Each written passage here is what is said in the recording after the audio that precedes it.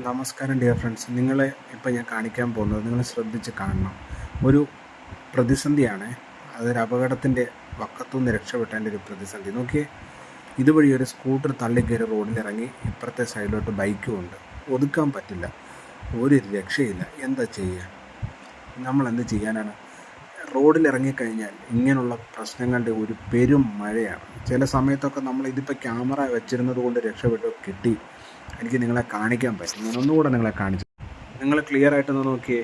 ഇടതുവശത്തോടെ scooter നേരെ ഒരു മൈൻഡും ഇല്ലാതെ റോഡിലേക്ക് ഓടിച്ച് കയറി. അപ്പുറത്ത് ബൈക്കുണ്ട്, നമുക്ക് ഒഴിക്കാൻ പറ്റില്ല. പിന്നെന്താ നമ്മൾ ചെയ്യുക? ആകെ ട്രാപ്പിലായി. ഇവിടെ നമ്മൾ പറയാൻ ഉദ്ദേശിച്ചത് മറ്റൊന്നുമല്ല. ദയവ് ചെയ്ത് മെയിൻ റോഡിലേക്ക് എൻട്രി ചെയ്യുമ്പോൾ കുറച്ചുകൂടി ഒരു മര്യാദയോടെ എല്ലാം ഒന്ന് പരിശോധിച്ച ശേഷം റോഡിലേക്ക് ഇറങ്ങുന്നതല്ലേ നല്ലത്. ദയവ് ചെയ്ത സുഹൃത്തുക്കളെല്ലാം അതൊന്ന് ശ്രദ്ധിക്കുക. ഓക്കെ, ഇരുചക്ര വാഹനമാണ്, ചെറിയ തട്ട് മതി.